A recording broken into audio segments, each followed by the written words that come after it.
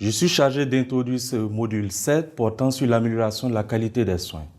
Et pour ce faire, à l'unité 1, nous allons voir la problématique des ressources humaines en santé.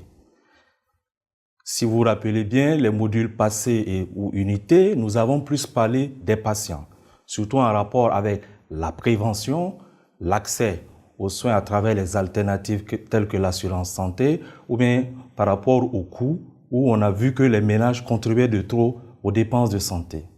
Cette fois-ci, ce module va nous permettre de regarder plutôt le rôle des soignants dans le système de santé. Pourquoi parler des ressources humaines en santé?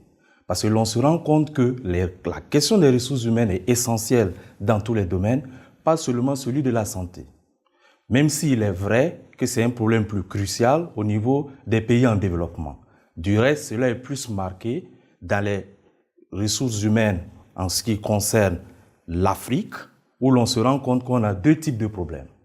Il s'agit des problèmes en rapport avec la quantité, c'est-à-dire les effectifs, où l'on se rend compte que, selon les normes OMS, la plupart des pays sont en retard. Mais aussi sur l'aspect qualitatif, où l'on évoque souvent, en rapport avec cet aspect, les questions de motivation, mais aussi de conditions et de charges de travail.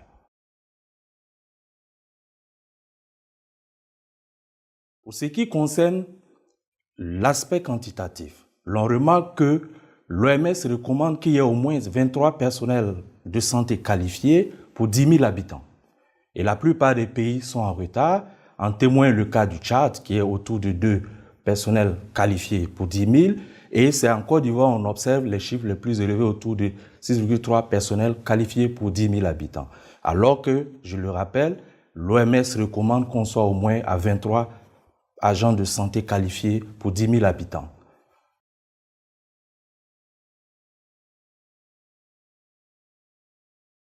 Maintenant, parlons des dispositifs qualitatifs.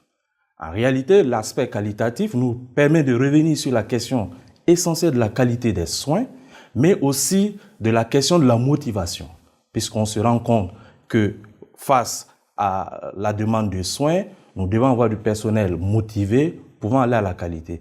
Mais à côté de cela, s'ils doivent être motivés, il faut aussi prendre en compte la carrière qui nous permet d'avoir ce personnel formé, mais avec un risque de turnover, surtout qu'en plus, on peut être confronté au problème de la rétention du personnel au niveau des zones rurales où il y a plus de besoins qu'en milieu urbain.